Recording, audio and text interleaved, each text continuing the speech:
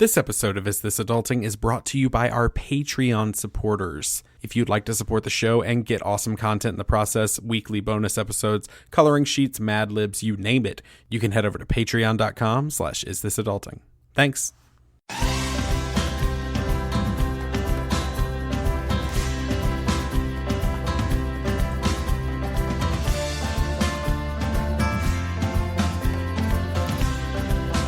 Hey everybody, and welcome to Is This Adulting, the mental health comedy podcast you never knew you needed. I'm your best friend, and I don't have anything witty this week. I always have something cute there to say, but it's been a weekend, y'all, so I don't have anything. I'm Steven. I'm just Steven this week. Nothing fancy. This is usually the part where Chris comes in and says something much funnier than I would ever think of. It's beautiful, and I'm missing it, as I know you are. But Chris is not with us, unfortunately, this week. He is out. He's dealing with the loss of a family friend. So, send some vibes his way, because I know that he's having some trouble with that. So this episode's going to be a bit more laid back. No game this week because Chris is the game master. And it's weird to do a game with just two people back and forth. There's no competition. Nobody wants that. Just a few topics of conversation with our guests. So speaking of which, we have another best friend with us this week. So, she's a comedian and writer. You know her for her contributions to Sci-Fi Fangirls. She's currently reviewing Doctor Who for Nerdist, and she is the head writer of International Waters on the Maximum Fun Network. Please welcome Riley Silverman to the show. Hey, Riley. Hello, how are you? I am great. How are you? I'm good. I'm sorry to hear about Chris, and I was bummed when he told me what was going on. So, sending lots of love and condolences to this person that I don't actually know, but I feel sad for it. We all know what it's like to lose someone that matters to us. I mean, hopefully some people don't know it, but I assume everyone knows. And, especially during the holiday season, it's especially hard. We were talking off mic ahead of time about people we've lost during heavy important times. So, lots of love to Chris, and it's, for a mental health podcast, I think it's good to talk about grief and stuff like that. So absolutely. We just talked about that last week with Cecil Baldwin. We had a whole topic on what it's like to go through the grieving process. So it's a very, very real part of mental health. And for those who've listened for a long time, a very real part of how this show got started. So yeah, absolutely. Good vibes toward Chris. We're going to miss him, but I'm excited that you're here. Yeah. And we're going to try to have some fun, have a little conversation, things like that. So we're going to get into everything in just a second. But first, do you want to tell people where they can find you on the interwebs? Tell a little bit about your projects, your home address, all that fun stuff. Oh, sure. My home address is, you kind of went through my current projects. Like I'm a contributing writer for Sci-Fi Wire Fangirls, and which is on the main Sci-Fi Wire website. It's like a vertical. It's on the site. It's like a feminist vertical. I am currently reviewing Series 11 of Doctor Who on Nerdist.com, and I have some other writing on Nerdist as well. Mostly, I was actually a guest on their fangirling show a few weeks ago, so if you have Nerdist Alpha, I was on that. And yeah, you mentioned International Waters, which is a panel show for Max Fun on the Max Fun Network, and currently it is a we pit British and American comedians against each other in a pop culture battle royale. We might be undergoing some format changes in the near future, but we haven't actually officially landed on those. So if you're already a fan of that show, listen up for some changes in the future. And if you're not, well, it's a good time to join in because we're about to change it up a little bit. So it'd be a good jumping in point. Awesome. Yeah, it's a super fun show. It was one of the first ones I kind of discovered on Max Fun, actually. Which I like doing it. Yeah, it seems like it would be fun. It seems like it would just be a lot of fun to write for and be a part of. Yeah, there's some goofiness involved. Dave Holmes is the host, for those who aren't familiar with it. And, a lot of the fun is me and my co-writer, John Luke Roberts, who's a British writer, throwing nerdy things at Dave and making him say them, and he gets annoyed with it, and it's really fun to do. And it's also, if you're a fan of podcasts, but you feel like you have a lot of podcasts to listen to, we only put out 2 a month, so you're not, overloaded with them like you might be with some other podcasts, so... I am too overloaded with podcasts. I listen to too many to be making my own, so gotta dial that back. But awesome. You got any of those fun social media handles you want to throw out? Oh, sure. Yeah, you can find me on Twitter at Riley J. Silverman, and you can find me on Instagram, just Riley Silverman. No J. No J. Awesome. All right. Well, with all of that being said, we are going to start this week off just like we do every week with a mental health check-in. And usually this is the part where I would say, so Chris, how you been this week? But I'm going to actually throw it right over to you, Riley. So Riley, how have you been this week? You know what? I've actually been okay, which is good because I've had a pretty rough go of it in the last several months. And so actually I think having this kind of longer weekend for Thanksgiving here in America, having this longer weekend where I didn't actually have a whole lot of obligations to my time was really like healthy for me because I think that I've been running ragged for the most part and I haven't like had a lot of chance to like sit and take stock on my feelings on some stuff. And so just kind of kept moving and was very busy even on the weekends, and I think that it was kind of starting to wear me down to where things that might normally have been like a minor upset thing had like were like really bringing me down. So excuse me. So yeah, it's been good, and I feel very refreshed coming out of the long weekend. I got a little bit of cleaning done. My room is still a mess. I need to do some more of that. Unfortunately, I find that when I'm like down or like kind of feeling a little bit depressed, I feel like my manifestation of it is not cleaning. And so I come in my room, I don't clean, and things pile up, and then what happens is then my room's piled up and cluttered, and then that makes me depressed, and then I don't clean, and then it piles up, and that makes me more depressed, and then I don't clean. So it's like this vicious cycle. So I still have a pretty worthy mess going on that I luckily, like, you are only seeing me through a little box and your listeners aren't seeing me at all, so you're not seeing the shame that I live in this filth of piles of clothing and D&D books and cardboard boxes from online shipping that I haven't broken down and taken to a trash can. So, things like that are I'm ashamed of it, but I'm also putting it in a public forum to make myself shame myself into cleaning more. So yeah. I actually, my laundry had gotten so bad recently that, because I just didn't, that was one thing, like my schedule was such that I just did not have the couple hours that I needed, like in a row to do my own laundry. And so I finally it got so bad that I went ahead and just took it to a laundromat and paid them fluff and fold prices to do my laundry for me. Because I was like, I just need this done. And not having it done is causing me a lot of like stress. And so it was a lot more money than I normally spend on laundry, but it was worth every penny of it because I felt so much better when I brought this bag of clean laundry home, and I was no longer like picking through shirts like, is this something that I would wear again, or are these socks, I wore them over tights, are these socks clean? I don't know. I'm not doing that now. It's great. I do a lot of that. I do the smell test on clothes far too much. I really shouldn't, but I'm the same way. If I get down and I'm not motivated, I let it pile up, and then that makes me more depressed, and it gets worse. It's that same cycle you're talking about. I've been doing the exact same thing for a while here recently, to the point that my wife and we finally just decided we were going to do everything the other day and just do all the laundry that we've been putting off for months, it felt like. So I resonate with that on a spiritual level. Yeah. So much. I actually went and bought socks recently because I needed more socks, and and all the socks that I normally wear were in the dirty clothes, and so I just went to Target on my way home from work one day and just bought socks because I was like, I need socks.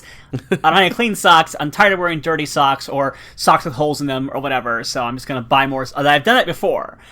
I've bought socks rather than do laundry. Well, you say that as though they sell socks without holes in them, do they? Because every pair of socks I own has holes in them. So, well, yes, but not the holes. Yes, I'm not talking about just buy. I'm not buying just reams of fabric. I'm saying holes where there shouldn't be holes in socks, where your toes poke through the end of the socks or whatever. Oh yeah, no, that's what I mean. So they do. They sell socks with. They don't sell socks with holes in them except for the one that you put your leg in. What are you talking about? All my socks just have I've ripped holes in every pair of socks I have, so I just imagine that's how socks come now, because it feels like... Yeah, they don't. Oh, okay. Take care. Treat yourself. Head on down to a department store near you and just buy like a 6-pack of socks. I'm telling you, it's worth it. You're saying treat myself to a department store. I can't afford to go to a department store. I'm heading to that big box store. I'm going to. Well, that's what I'm talking about. Like I'm talking about Target. like a Target or like a Meijer. I don't know where you're at in the country. North Carolina. So I don't know. Do you guys have Meijer there? Meijer's like a Midwestern chain, I think. No, we got Walmart's galore. I'm gonna say Target. Those are your two options. Well, your options are if you have a Kohl's, maybe. We do have a Kohl's. Get some Kohl's socks. They're always on. I don't know. I don't work for any of these companies, so I can't endorse them. But just some place that has like a Hanes or a Fruit of the Loom or like a store brand, something like that. Just grab yourself like a 6-pack of socks. It's an adult thing. It's strange how like uplifting a new pack of socks can be. It really is. Like I'm telling you, like when you have been wearing holy socks for a while and then suddenly like, well, I spent like $6 and I've got new socks and there's no holes in them and I'm a grown up, it makes you feel good. I do feel like I need to be a grown up. I'm going to get real intimate here with you, Riley. I hope that's okay. Sure. And with our listeners. About 2 years ago, I decided I'm a grown-ass man. It's time. I need to just, like, go through and replace all of the underwear with, like, quality, like, actually comfortable, like, have that little kernel of joy in your day underwear that isn't full of holes and old and gross. I get it. I think that's the same thing as socks. It's just, like, it's the same thing. It's like, hey, I'm wearing these every day. They're necessity. They're gonna be on there. Like, why am I wearing? Like, why am I dealing with my toe rubbing against the inside of my shoe? Why am I doing that? Like it's easier for me because I wear tights most of the time this time of year, so I can kind of recycle socks because I'm just wearing socks on the outside of my tights to like make a buffer between the shoes and stuff like that. Right. But still, it's like only so much. So I have an idea. I know you're a very busy person, but if you want to start a show with me called Sock Talk. And this is what we do. I'd be down. I'd be really into that. There's a lot I don't know about the world of socks. I mean, I'm not, I think for that show to work, I'd have to be like a sock expert, which I'm not. Like I have been the spokesperson for a sock company, which is 100% true, but I was not the spokesperson, but I was like a featured person. There's a company based out of Portland, Oregon called Sock It To Me, and they like highlighted me this year as like their sock girl for the month or whatever. They did an interview with me and like I got free socks out of them, which was great. And the best part about it was I had just gotten dumped by someone who lived in Portland, and so it was like great to like suddenly like be like a style icon in the town of the person the person that dumped me. So that was fun. So I really just enjoy the idea of the term sock girl. Yeah. Please. God, that's the next successful comic book. Yeah, the underwear thing is totally legit, too. Like, it's weird. Underwear is one that I always kind of did okay on because when I was still... spoiler alert for all your listeners who haven't figured it out by now, I am a transgender woman. And when I was still very closeted and presenting as male, I, like, definitely made the switch over with underwear before anything else because it was a thing no one else could see. And so you could just go shopping for stuff and you could do it. And... so I was already like treating myself to like nicer stuff for like a long time before like anything else on the outer appearance came in. But definitely I know that feeling of like, boom, this is some new nice underwear and like kind of like puts a spring in your step for the day. Oh yeah, you got to start your day off right. And I mean, that's where you do it. So I'm glad that I'm not just like out of my mind and that resonates with someone out there. Yeah. I mean, I talked about socks for 5 minutes before that, so I feel like if anyone was weird, it was me. So, but I'm just letting you know and listeners know, like, there is something magical about buying as an adult, of just buying yourself socks. It's such a, like, utilitarian thing to do. You can buy fun socks. There's fun socks. Oh, yeah. If you go to Target, there's lots of fun socks. They have Harry Potter socks in the adult department at Target. You can get those. Those are just there. You can just have them. You don't have to ask your mom. You can just buy them, and you're allowed to have them. Now, am I upset that they're all Gryffindor and I can't get them? Yes, I am upset about that. But they're there, and I'm happy for other people. What's your house? Slytherin. Ah, okay. All right. Yeah. I'm a Ravenclaw. All right. So okay. That's what I thought I would be until I took the test. But when I got Slytherin, I'm like, all right, I'm just going to own this. See, and I'm the opposite. I thought I would probably be Slytherin, but apparently I'm Ravenclaw, and I'm not that smart, so who knows? But I'm just like super into green, so I'm kind of cool with it. I like that blue, so I'm good. There you go. But, all right, well, this has been the first edition of Sock Talk with Steven and Riley. We'll be back, I don't know, a couple years from now we'll do another one. It'll be great, but I guess that's to me. Here's a in-depth report. Where's the left one? We don't know. They all disappeared in the washing machine. We're going to find out where they went. We need to do like a serial style, like in-depth going into like what happens to those socks that get lost in the dryer. We'll do it like Missing Richard Simmons, and then we'll realize towards the end that what we're doing is really unethical and horrible, and we'll stop doing it. I don't know. I don't want to get into being unethical. I want to be ethical with what we do. Well, that's what the guy even doing that show said. Like, I think like, the last episode is like, I don't think I'm supposed to be doing what I'm doing, and this has actually been horrible, and I've been invading this guy's private life, and I should stop doing it. And then he stopped doing it. Okay, bye. Yeah.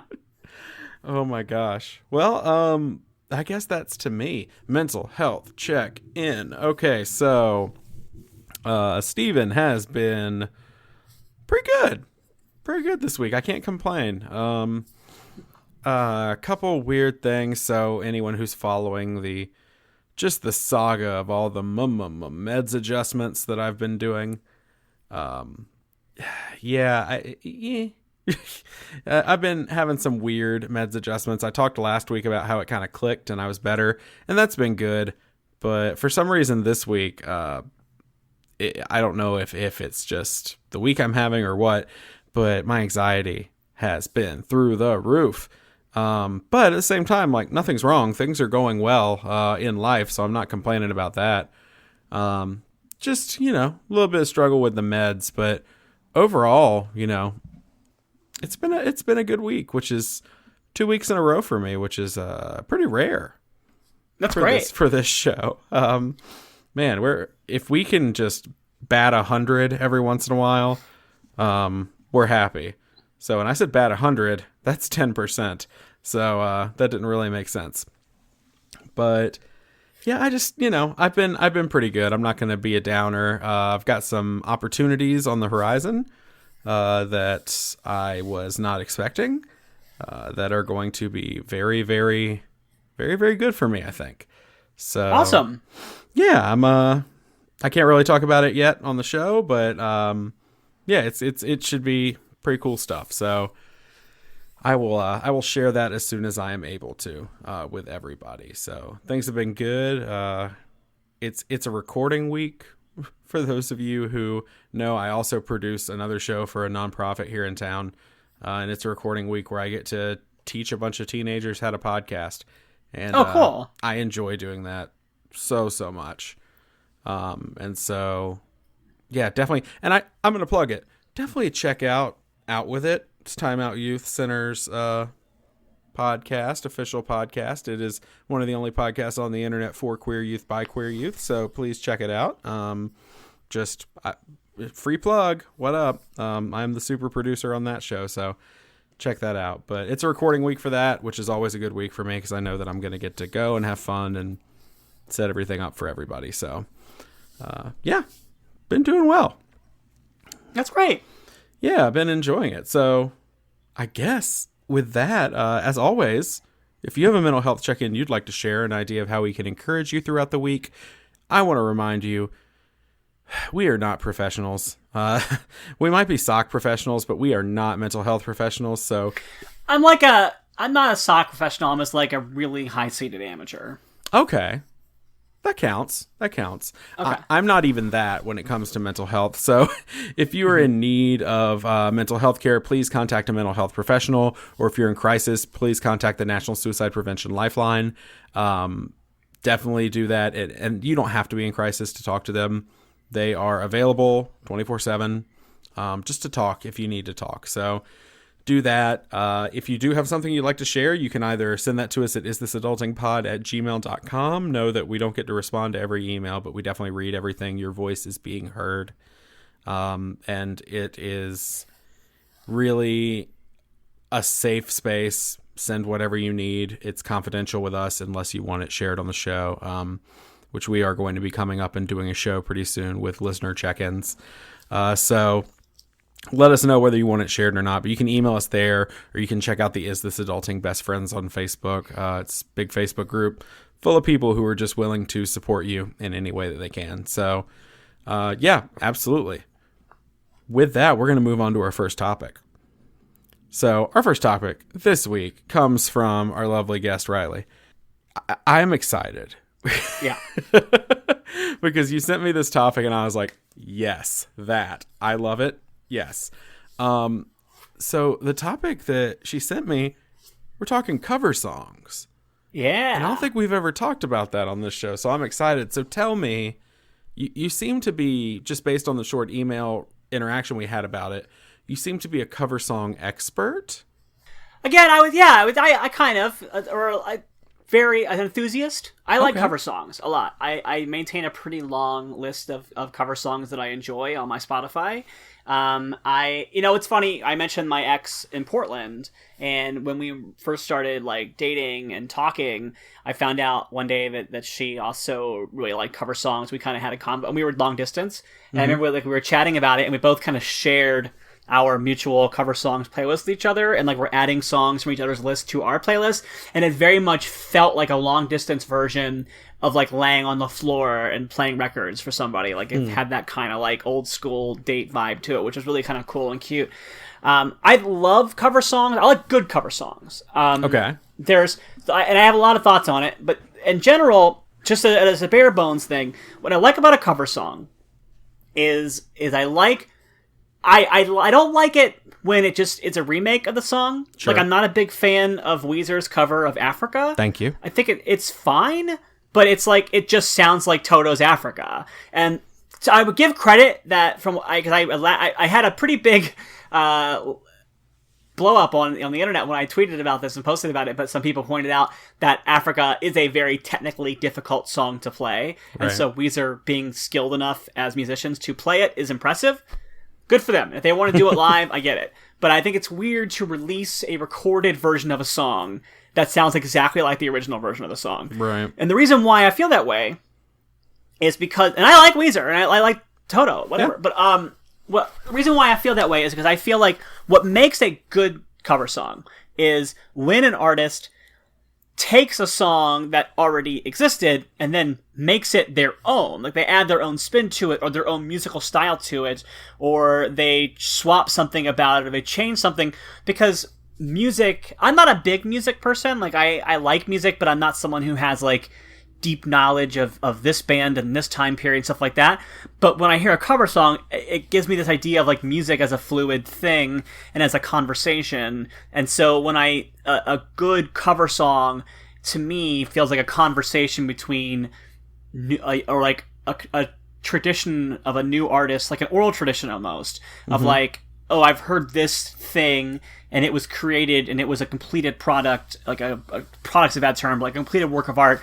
And now I'm inspired by that, and I'm taking what I do and I'm adding my thing to it and changing it. And so it just feels like this dialogue between generations of music in a way that I think is really fascinating when it's well done. So what makes a bad cover song? Other than being just exactly the same way. Well, that's one of them. Another one is when it feels a little soulless, like when it just feels like, hey, this song is popular, so I'm just going to remake it and sell it. Like that kind of feels like that. Like I think a good fake example is like in Love Actually, when it's like Christmas is all around me, like that kind of thing. Like that was written to be a fictional character just trying to money grab by taking a popular song and adding Christmas to it. And it was meant as a tongue-in-cheek joke, because basically the gag of that was that when Four Weddings and a Funeral came out, Love's All Around Me was like a huge hit because of that. Like it got like a resurgence because of that movie, and so it was everywhere. And so the gag with Richard Curtis was making the UK listen to that song again by making a Christmas song for that movie. So that was a joke. But the other ones, I would say, like for a good, I think also what makes a bad cover song is if the original was very specific to its time or something like that. And so then when the cover feels like, it's like, well, it loses some of its soul by being not about that. Like a good example of that is Madonna's cover of American Pie. like American Pie was specifically about Don McLean's reaction to the death of like Buddy Holly and Richie Valens and Dick Bopper, and that like period of time and that snapshot of that. And so like putting it out in like the late 90s or whenever she did that cover and making it kind of a dance number, I was like, that doesn't really work. Yeah. Well, it's funny. As soon as you said a product of its time, that is actually the first one that popped into my head.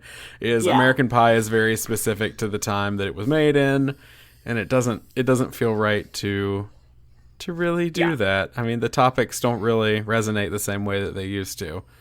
Yeah, and then there's like, there can be some cover songs that I think can take the soul out of us. Like I think especially when. Like, this is a thing that I'm noticing more and more lately. And I used to be maybe more into it, and now that I've gotten older and examined my privilege a little bit, I'm not as into it, is when, like, white artists with, like, an acoustic guitar will take, like, a hip-hop song and, like, slow it down and play it like it's an acoustic song. Like, that kind of bugs me, because a lot of times it, like... It's almost like they're mocking it in a way. They're almost like, and I don't think they always mean it to be mocking it, but I think it's weird to be like, well, you know what, if we played it in a real music style or something like that. Right. I think a lot of songs can be very specific to the experience of the musician who made it. And I think that someone from a different, more privileged cultural group, like making it like a quote unquote cleaner version of a song can really like screw it up somehow. So that's one thing that when I was younger, I might have like, really laughed at or like going, this is cool, but now I'm kind of more like, oh, I don't know if I'm into this at all. So yeah, there are a few of those. I can't remember. There was one I heard not long ago, and I remember thinking, no, just no. I know growing up, the one of that style that sticks out to me the most is Ben Folds did a cover of "Bitches Ain't Shit." Yeah, that's one that I can think of that I think that's maybe fine for a live show. Right. Like, I say, like, to get the group into it. But yeah, that very much is like, hey, like, this is a song that's very much about, like, Snoop's, like, life at that period of time. And yeah, that's a really good example of one that, like, and one that I think that I used to be way more into than I am now. Yeah, I kind of was too. It's the only reason that I do know every single word to that song. It's because I listened to that cover a lot. I remember there was a version of that too where, like, it was one of those ones that I don't even know who actually did it because it was like from the Napster era where like it kept getting misattributed to different people, and so I never knew who exactly did it. But there was a cover of Gin and Juice that was like a bluegrass cover of Gin and Juice. Oh, God. And so it was like credited like Fish and OAR, and I don't even know who actually covered it, but like a good example of one. So that's what makes a bad cover song, right? But, like, what's a good cover song? Let me get my little Spotify up so I can think of something that I really like. Like, there's a really good one Because the Night. There's a cover of Because the Night that's... Well, first of all, the 10,000 Maniacs cover is fantastic of that song. But also, there's a cover by... hang on, I gotta find it. It's it's Shirley Manson and somebody else. They did a cover of Because the Night that is really, really solid. I guess that's a problem with doing a podcast and talking about music, is then you're not playing the songs. And all right, but there's a let me see if I can find, where is it? I have so many playlists, and I forgot that I also have like lesbian song playlists, and that's I think it's on that playlist instead of my covers playlist. Yeah, so it's the Screaming Females and Garbage do a combination cover of Because the Night, and so that's like a really interesting one because it gives like this. Because the Night is actually a really interesting one too, because the night belongs to lovers, but also because the way it was created, Bruce Springsteen wrote it and then couldn't do anything with it at first, and it happened to be that he was like, he gave it to Patti Smith and was like, hey, I can't figure out this song, would you want to take it and do something with it? So he gave it to her, and then she recorded it, and then she became like the original recorded version of it, and then Bruce Springsteen then liked what she did with it and kind of combined what she did with what he was trying to do and released his own version of it.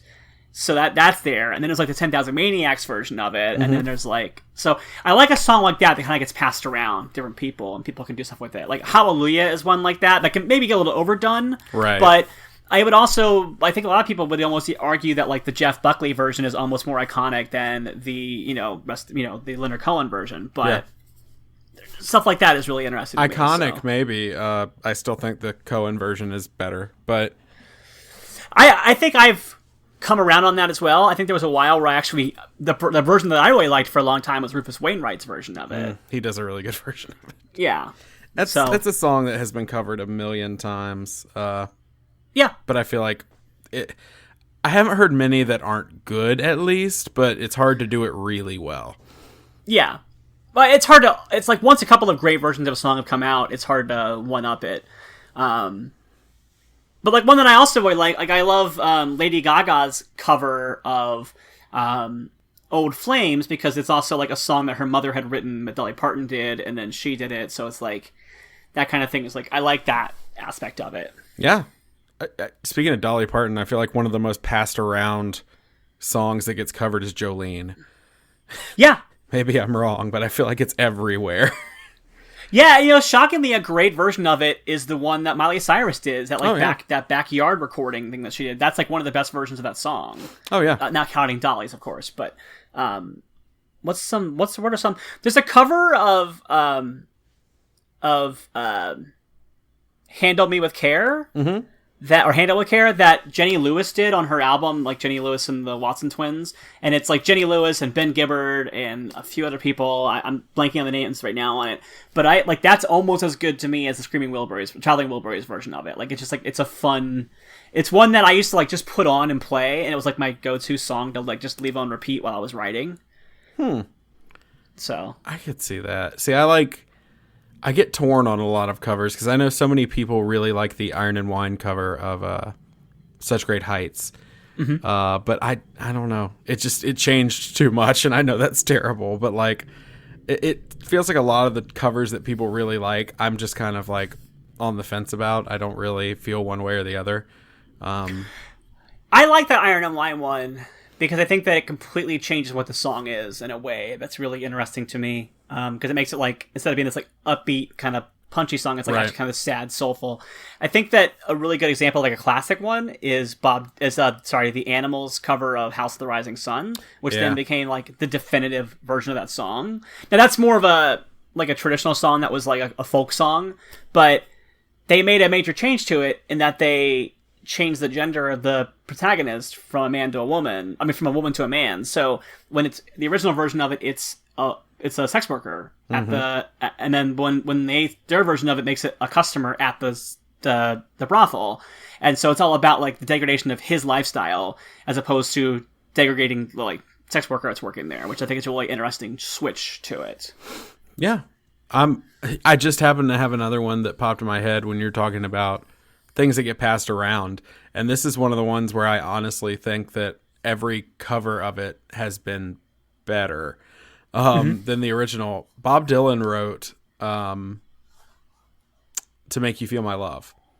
Yeah. And honestly, the Billy Joel version, it's better to me. I mean, the Billy Joel version is the one that I think of when I think of that song. And then I know Adele did it, and that one took off. But to me, that's a Billy Joel song. And I know that's, not to malign Bob Dylan in any way. Well, I think Bob Dylan is someone whose songs are frequently covered and then become more iconic instead of his version of it. Like, I think if you're talking about Bob Dylan covers, how about All Along the Watchtower, which Jimi Hendrix then took and made it something, and then Battlestar Galactica took and ruined. Well, the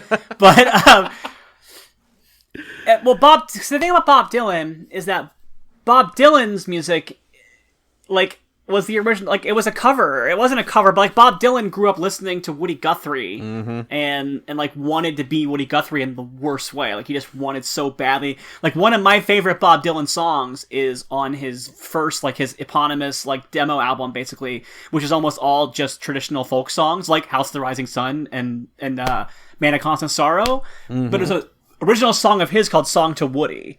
And it's, hey, Woody Guthrie, I wrote you a song about a funny old world that's coming along. Like, it is such a good song. But, like, that's that's what Bob Dylan was doing. And so then to have other people take his work and recreate it the same way he did is like kind of fascinating. And some of like some great examples of it is like the Mighty Quinn, Manfred Mann covered it and did just a great job with it. And like Tambourine Man, Peter, Paul, and Mary took that and ran with it. So that's something that I think I think if you like Bob Dylan specifically, like Bob Dylan's famously not a good singer. Like but there's a charm to his voice that his fans appreciate. Right. But I think that if you just like his songwriting, then like if you're just like into it for that reason, then other artists can do something that's a little more presentable to people. I have a question. Do you think there are artists that it is like a cardinal sin to cover? I don't, because I'm trying to think of anybody who it would be off the top of my head. But again, I think there has to be a level of respect shown to the work. Right.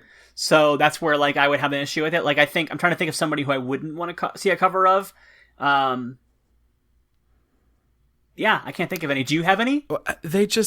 Okay, so I've heard some people try to cover Prince. Covering Prince songs doesn't always go well.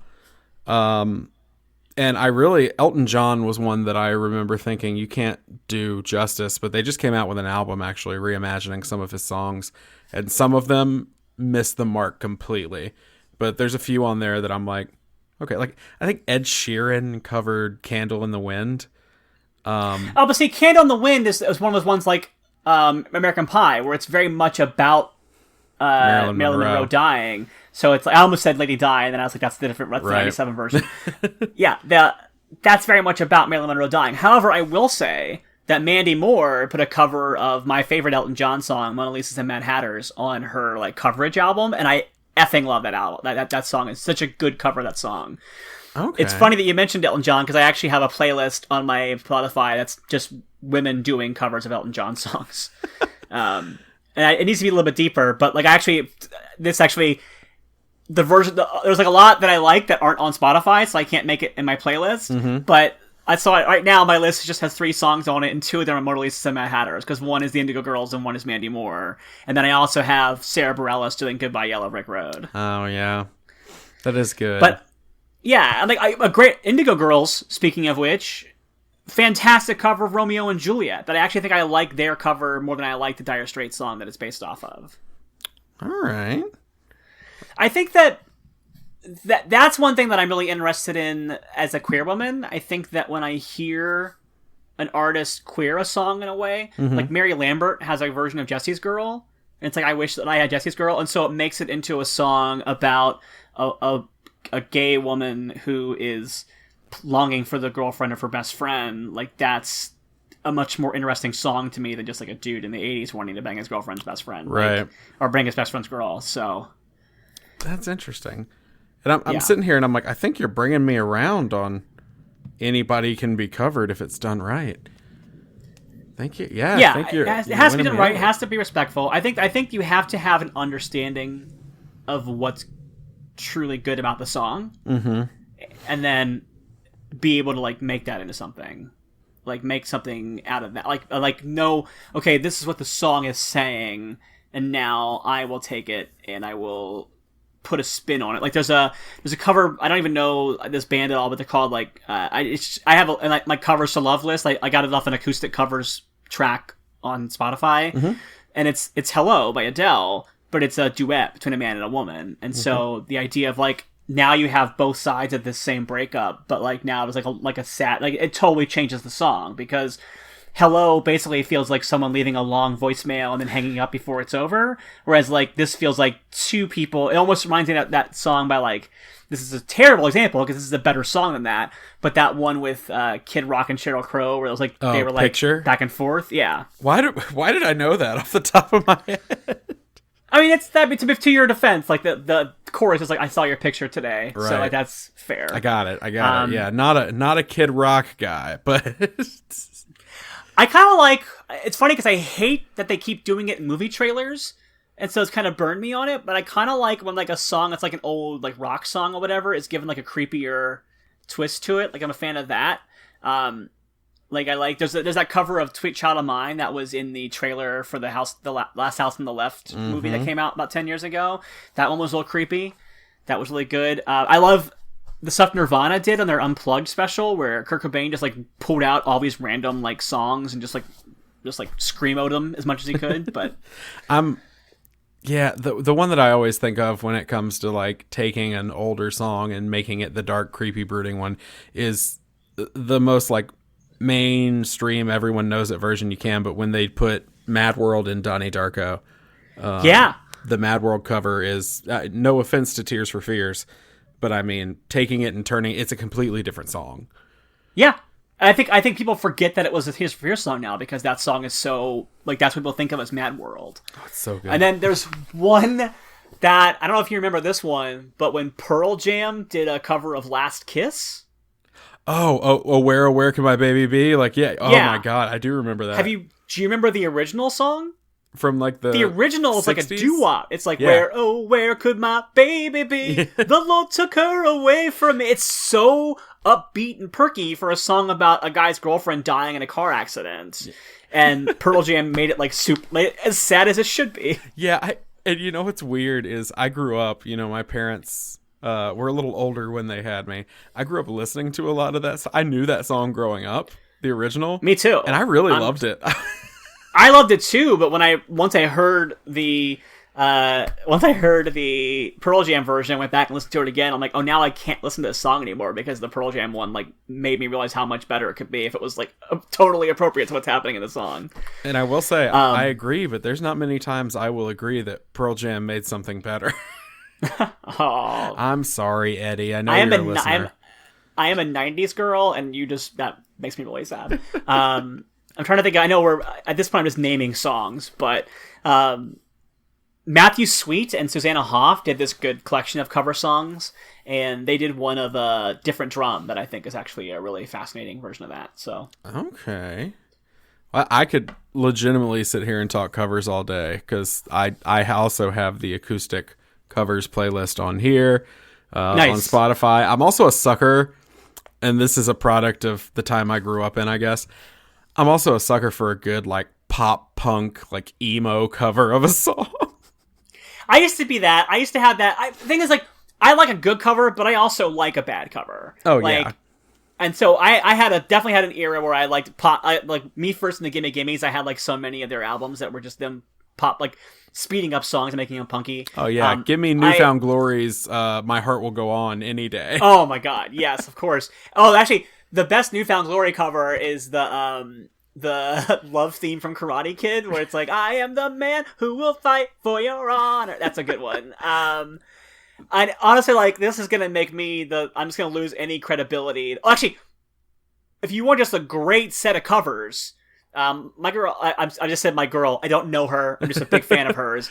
Lena Hall, who won the Tony for playing Yitzhak in Hedwig on Broadway, did a thing this year where every month she put out a new EP called Lena Hall Obsessed, and each month was a different artist, and she would make, like, it's her doing, like, her favorite songs by a particular artist. She did one that's actually her singing songs from Hedwig, but she's singing, like, she's played Hedwig on stage, but she's singing, like, Midnight Radio and Origin of Love and stuff like that.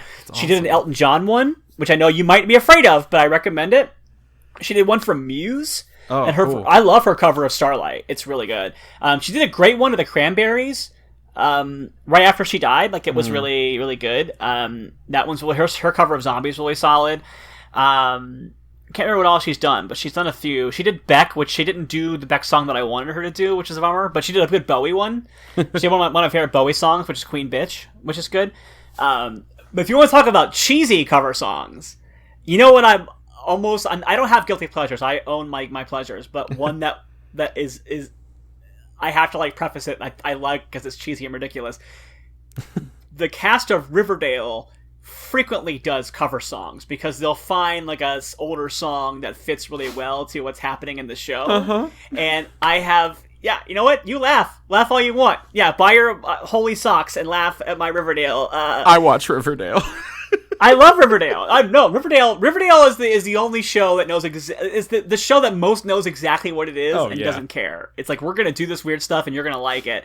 But they do these crazy, like they did Mad World, they did Bittersweet Symphony, and they did like there's one of milkshake, like my milkshake brings all the boys to the yard. That's like, and they're like doing it while they're trying to sell milkshakes. It's ridiculous, and I am so into it. Oh god, yeah. That. Oh, and also they did that album that's all the Carrie musical. They just did all the songs from the Carrie musical and made an album out of it.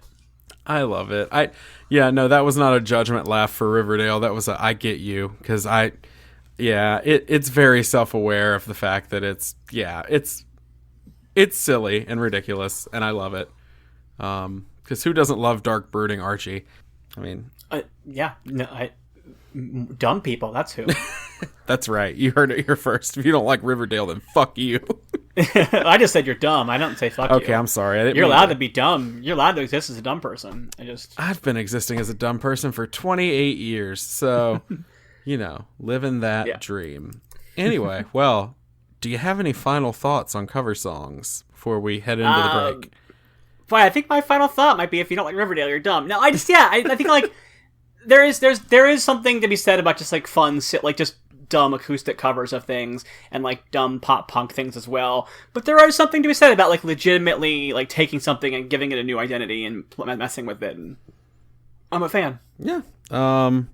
My one I didn't mention that I will go ahead and tell everybody listening. It's a cover everybody's heard, but if you haven't heard it in a while, just why don't you want to feel feelings? Sometimes we all need a good cry.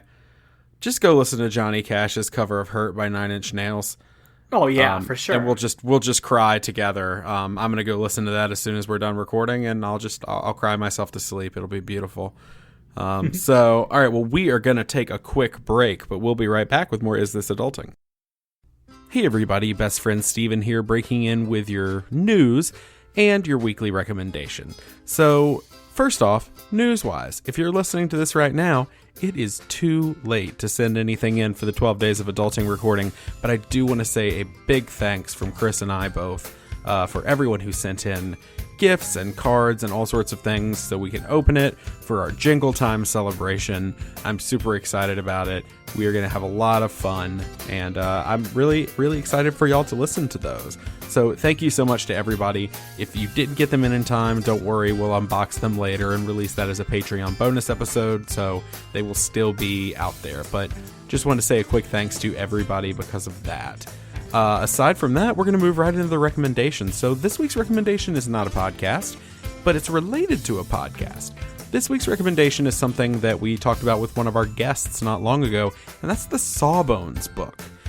So I had this pre-ordered for months, and when we had Justin McElroy on the show, we talked about it. It was coming out that week. It had not released yet, but it has been out for a little while now, and let me tell you, this book is awesome. If you like weird medical history or just fun little anecdotes, learning about the weird, messed up ways we kind of treated people over the years as far as how to handle illness and things like that, or what we thought was illness, this book is for you. The illustrations by Taylor Smurl are amazing. Justin wrote this with his wife Sydney, who's a doctor. They do the show Sawbones, which you should definitely check out. But the book is fantastic. Definitely give it a read. That's what you do with books. Definitely read this book. It's awesome. It's beautifully illustrated. You can find it on Amazon or Barnes & Noble or wherever you like to get your books. You know, the things made out of paper. They're fun, I gotta tell you. All right, back to the show.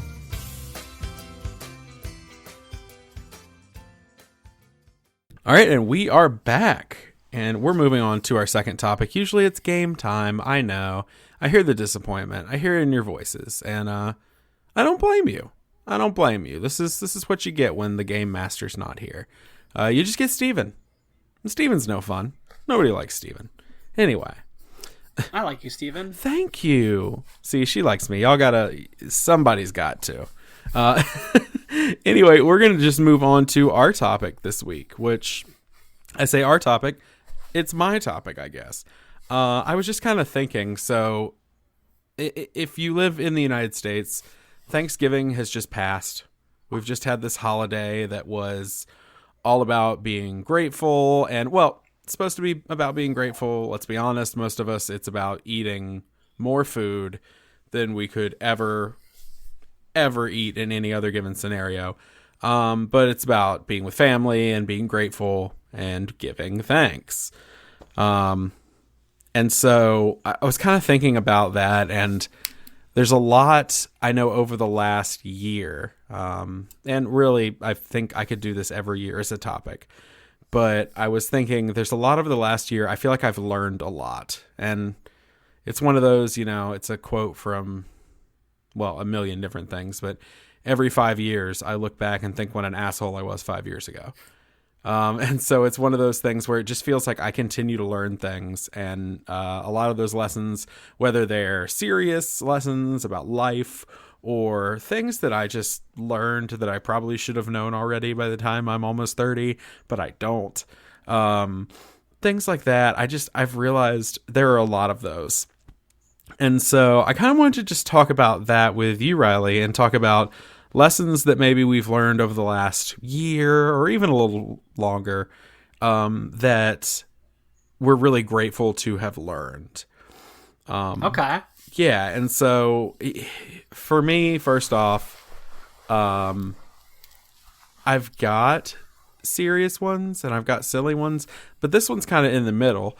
And this lesson goes out to all of my friends out there coping with mental illness. And if you are medicated, take your meds. That is what I learned this year, because I've been switching on and off of medication for, it seems like my whole life, but it's really only been a couple years now. And I learned the real hard way this year. If you skip medication that's in your brain, bad shit happens to your mind and body. And so I know that for me, with the one I'm on now, if I miss a dose, I can actually get physically ill. I will vomit, and I can get a fever, and it's withdrawal symptoms, even after one, maybe 2 doses. So to anyone out there, first off, thank you, because I have tons of listeners that literally send me emails during the week that are like, hey, do you remember to take your meds this week? Which is the sweetest thing. And people in the Facebook group that are like, hey, just a reminder, take your meds this week. I have been, and it's been good, because I learned the hard way that you don't skip those. So one of the big things for me is treat your body right.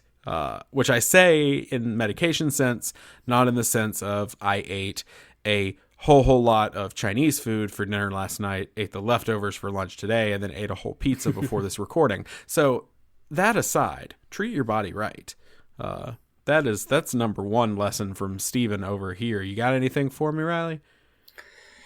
Well, first of all, I want to ask you, this sounds like a simple thing to ask you, but Sure. Do you have one of those day of the week, pill containers for your meds? I do.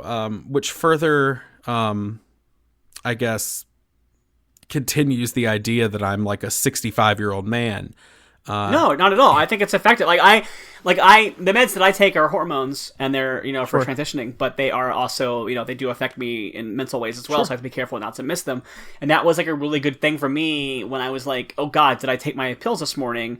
If I just made sure that I came out on Sunday and put all my pills in for the week, that meant that if I wanted to double check, did I take my pills? Just open up the thing. If the pill is in there, then I didn't take it. If it is, then I didn't, so yeah. Obviously it seems like it's just such a simple, easy thing to suggest, but I apologize if I just overly explained a thing that you're very intimately aware with. No. And your listeners are yeah, we know how pill containers work. Thanks, Riley. Yeah, I'm trying to think of what's a good one for me. I think, I mentioned earlier paying someone to do my laundry for me. And I don't think I would do it every time, but I think that there's a lot of stigma against things like that, and there's a lot of not everybody can afford to do it, and I get that, and I can't afford to do it all the time. It was a thing that I needed to do just because my schedule was so nuts, and I was thankfully in a situation that I was being paid to have a good schedule, so that was part of why I was able to do it. But it's don't torture yourself by not because you have to do something a certain way that's the accepted way to do it. Like if you have the means to do something like that and treat yourself, and it like will take a load off your shoulders, just do it. Like don't be ashamed of it. Just do it. Like that's why services like that exist. I'm actually thinking about doing that this year. So, and it'll play into my next thing that I learned this year, but kind of a bridge between our two. I'm kind of getting to that point with my yard. So I wish I lived in a city. I really do. But I live on the outskirts of a big city, or at least big by the Southeast standards. But I live on the outskirts of Charlotte, North Carolina, for those of you who don't know when I reference that almost every episode for some reason. But I live out in the burbs, and I've got a yard, got a big old yard and all that fun stuff. And I'm reaching that point in the summers where I'm just like, I do not want to mow, and I do not want to weed eat, and I do not want to do all of that. So I can't afford to pay like a landscaping company. I'm not made of money. They're expensive. But I do have a cousin who is like 14, and he's like, if you give me $10 and buy me McDonald's, I'll do it. And I'm like, all right. Okay. I mean, that's probably not going to last you. I'm going to give you news for that. Like, I've got plenty of situations where, like, nephew was told that he would do something for money and did it, like, one time and never did it again. Yeah. But, yeah, I think that you can, I mean, it's like, you don't need to do it every time. And I'm not even saying, like, specifically the example of have someone do your laundry for you. I just mean, like, if there's a service that you normally could do yourself, but you just are feeling underwater and somebody will do it for you for a small fee, just do it. Take advantage of what's there. Like, it's okay. It's okay to admit that you need help sometimes, and like, there's no points rewarded for like I think there's like this idea that if you have somebody help you with something like that, like a service, like you're being lazy, or you're being entitled, or whatever. But it's just like, no, I just need this right now. It can be like freeing in a way, and so that's the thing. Another one for me is like, so, I mentioned, I talk about my transition. I don't know how many listeners are people who struggle with dysphoria or gender identity or something like that, but I think this can kind of maybe be more universal than just like gender identity. But like, I held off on transitioning for longer than I should have, and I'm regretting it because I feel like I was older when I started, and I feel like because I was older and because I had testosterone as my primary like hormone for so long, like my body changed in ways over the years that will never be undone by estrogen. And all that being said, I didn't let myself transition earlier because I didn't think that I deserved it. Like, I didn't think I was allowed to. There was like this kind of idea that like it's not unlike people say like, don't expect people to hit rock bottom before they get help. Like, that's not the ideal. Like, it can happen, but like that's not like, you don't have to wait till you hit rock bottom to get help. And that's how it was with like being trans. Like, there was this idea that because I wasn't just completely miserable, like that I wasn't really trans, and that was kind of like an attitude that I ran into a lot. And I don't think that's true. I think that because people cope with things in different ways. So like, I was absolutely dysphoric and I absolutely was unhappy, but I was finding ways to cope with it that kept me at like a baseline afloat or whatever, but I wasn't happy and I wasn't like fully living. And like coping is not like surviving is not living. And so that's something that I've learned. That's a couple of years old now, but it feels relevant for this conversation. Sure. That like, just because you're not the most miserable that you can be doesn't mean you don't need help. And so like for me, it's like, I was doing okay before it was just always there in the back of my head, nagging at me. And I will say that like, since I started taking, since I started HRT, hormone replacement therapy, and since I've took testosterone blockers, and now I've had orchiectomy, and I take estrogen, I feel so much more aware of myself, and I just feel so much more of a range of emotions that I ever felt before, and I just feel so much happier, even when like the world can bring me down sometimes. Like, this has been a really rough couple of years to be an out trans woman.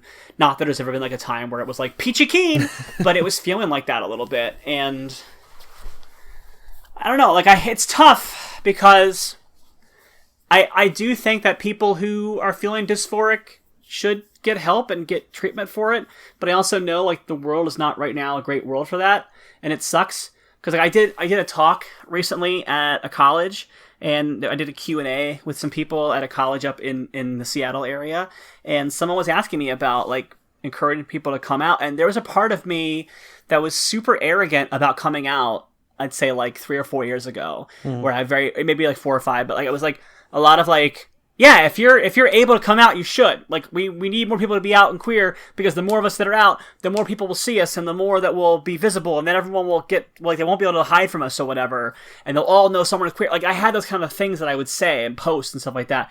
And like last couple of years, it's, boy, do I feel like I get it now. I totally get why some people just don't have the ability to do it right now. And so I'm a little bit more like, do what you need to do to keep yourself protected and stuff like that. So I don't want to tell people like, definitely go to get help and get on hormones or whatever.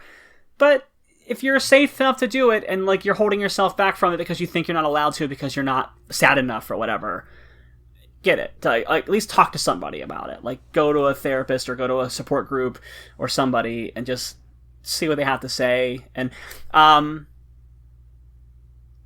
don't you do one, and then I'll come back to me again, because I just talked a lot. No, you're fine. I'm interested, and in my head, you know, being so involved, like I said, doing that show and volunteering and being so involved in working with the queer community here in Charlotte.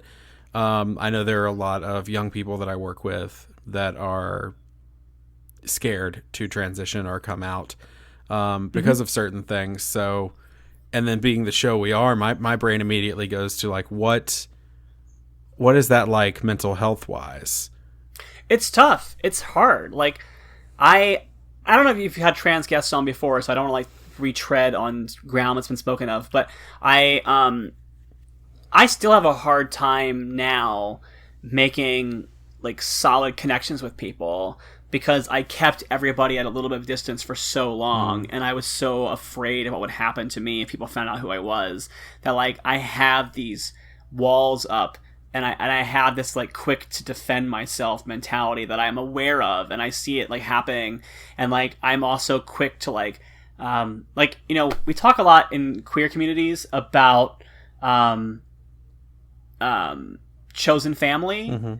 And that's a really big thing in the queer community, is your chosen family, and it's unfortunately because a lot of people's actual families are abusive or neglectful or disown them, and it's, you know, terrible. And so like we find families of our own and people that we care about that we make our families, and I think that's great, because actually, you know that expression, blood is thicker than water. Do you know what it really means? Have you ever like researched that phrase? I haven't. No. It's the actual phrase is the blood of the covenant is thicker than the water of the womb. What it actually means is not that family is more important than anything in your life. It's actually the exact opposite. It actually means that the bonds that you forge with at the time when it was written, your brothers in battle, are more strengthening than the bonds of just like blood family, of like water of the womb family. So it was meant to be that the people that you experience hardship with and that you go through fire with are more your kin than the people who are flesh and blood, your relatives. That's actually what it means. And so it's so fascinating that people nowadays use it completely the wrong way, to be like, well, if you're flesh and blood, you're family, and family sticks together. But like that only means something if the people who are saying it know how to respect and love their family members. Like no one, like that's what I would say, is like nobody deserves you unless you're willing to give yourself to them. Whether that's like, you know, and that's for love, that's for friendship, that's for family. Like someone who can't respect you as a whole human and who you are and love you for who you are, they are not respecting what family means. And like you should not have to change who you are or be a different person to make them love you. If that's what they're requiring, they're not your family. And that was a hard lesson for me to learn. And I'm lucky in that my parents accept me and love me, but I have members of my family who don't, and that I'll probably never speak to again. And you know what? Like they never truly cared about me. They cared about this fictional version of me that they wrote up.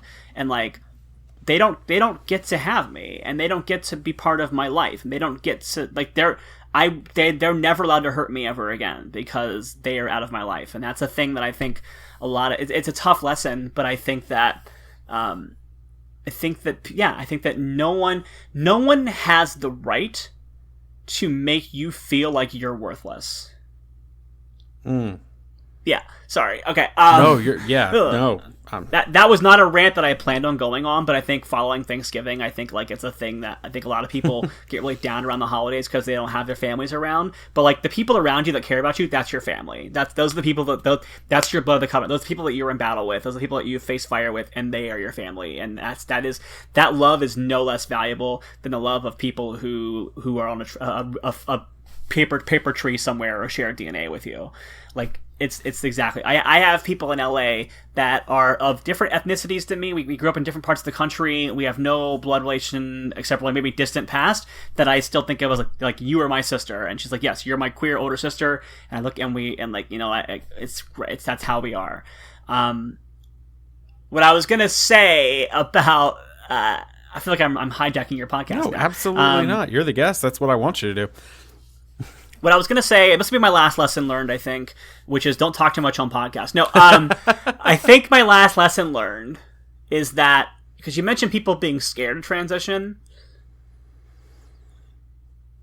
If you're scared to transition, or not even anything you have to change in your life, if you're scared of transitioning because right now the world has made it seem very scary, I get that.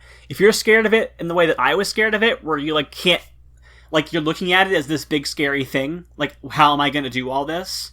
Like, I think that anything scary can be managed. This is personal fear. This is not worldly fear, if that makes sense. Like, I'm not talking about obstacles in your path. I'm talking about things that you're saying to yourself that prevent you from doing things that you can do, that you have power over, like self-improvement, like you talking about your meds, or, you know, I think that everything is manageable if you just stop looking at it as this one big scary thing, and instead you just look at it as, what small step can I take today that will help me get to where I want to get to.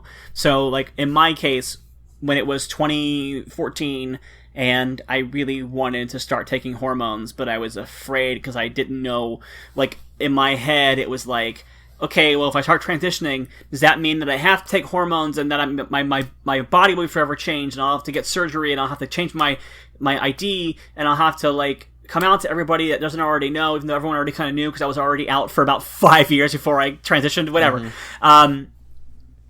It was very scary to look at all those kind of things. That's a lot of things. But then I was like, oh, what I can do is call the Los Angeles LGBT Center and make an appointment. And when I called them, they were like, well, you know, before you come in to talk to a doctor, we have to have you come in for a financial screening to see what your income levels are. Oh, I can do that. So I made that appointment. Then I made that appointment, and then it was, okay, now that's out of the way. Hey, we're going to have you come back. So that was like in November. We're going to have you come back in January, talk to a doctor. Okay, I can do that. So I came back in January, talked to a doctor. Hey, you know, they did like a little psych eval, and they go, okay, we're going to have you, you know, take some time. We'll make another appointment for you to come back in, and we'll talk to you about hormone options. And then, like, I made that next appointment. I came in, I talked, and I came in, and, like, they gave me, like, the day that I was there in January, they gave me a list of, like, side effects so that I could do what's called informed consent to my decision to transition. So, like, they told me, like, what the side effects would be, and I was able to consent to the treatment. That's what they did that day. So then came back in the next time to tell them, like, this is what I want to do. And the doctor said, okay, these are what we... And so then I looked up, like, what treatment can I start now that's not irreversible? And that was like, okay, if you start these hormones now, you can take them for this much time before you start to have permanent side effects, like sterilization or things like that. So I was like, I can do that. And then next thing you know, a few months have gone by, and I was like, it's really easy just to take these pills every day. That's all I have to do. And then that was it. And next thing I knew, I've been on them now, and I eventually switched over to taking injections for my estrogen. So I'm doing that now. Then when it came time for surgery, to have my orchiectomy, it was like, hey, you need to come talk to this therapist to make sure that you are mentally like doing this for the right reasons or whatever, and that you're cleared for surgery. I can do that. Hey, you need to go talk to this surgeon for a consultation. I can do that. And then it was like, you need to make an appointment with the secretary for intake for when you have your surgery. So it's all like baby steps. Like nothing happens. Things actually happen in life when you want to make changes to your life that are like positive or negative. Things actually usually happen in a much slower pace than you're actually wanting them to. Like once you actually start getting into it, it's almost frustrating how long it takes. But when you're looking at it from the outside, like it's all going to happen at once and it's terrifying. But instead it's just, no, I just got to do steps. I just got to go, this is a little insurmountable thing. This is a very surmountable thing. I'm sorry. Like, same thing like when I got my name legally changed. All I had to do was get the paperwork, look it up, and then I had to go down to the clerk of courts, and I had to file that paperwork, and then I had to come back 6 weeks later and go into the courtroom and have a judge stamp a paper. And then I took the paper to a clerk of courts, and they stamped it as well. And like it's just, and then I went to my driver's license office and said, "Here's my paperwork," and then they gave me the new license. Like all those things happen in succession, but they're all just small, easy, manageable steps that you can do instead of being like everything all at once. Absolutely. I wish I viewed life as that more than I do. As like, I can do that. Oh, I can handle this. I can take this step and then that'll get me to the next spot. Yeah. It's once you start looking at, and I still get overwhelmed by stuff, but I think that once you start looking at things overwhelming, okay, what can I do to make this whelming? I don't know, but yeah. Whelming, underwhelming, or yeah, I guess just whelming. I think in Europe. Yeah.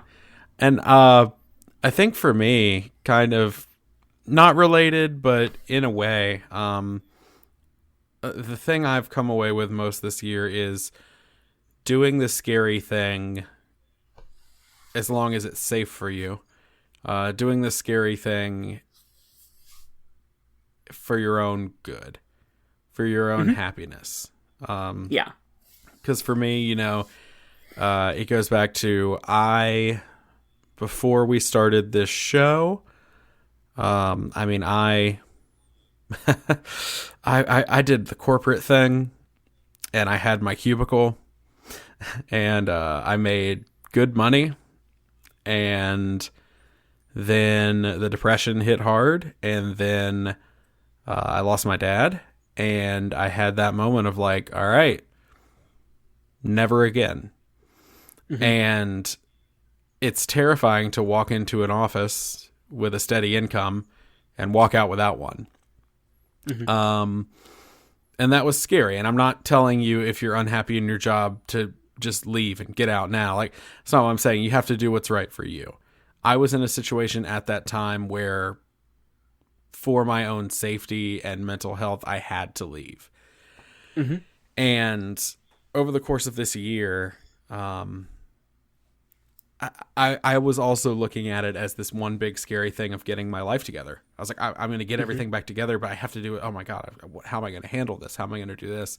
And I did try to break it down into manageable, feasible steps, because it really did become like, okay, well, you're going to start this medication. And I was like, okay, I can handle starting a medication, or you're going to go to therapy. And I was like, okay, I can handle therapy. And to the point now where I work 3 jobs, 1 consultation job, and then do this show. And that sounds like a lot. And some days it is. But at the same time, if I take it step by step, if I take it day by day, it's not as scary as I thought it was going to be.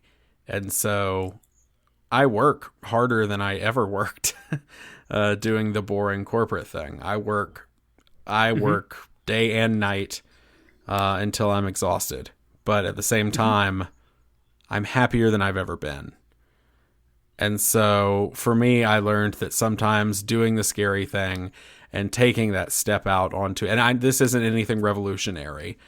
So many people have said going out on that limb, kind of stepping out of your comfort zone for your own happiness is worth it.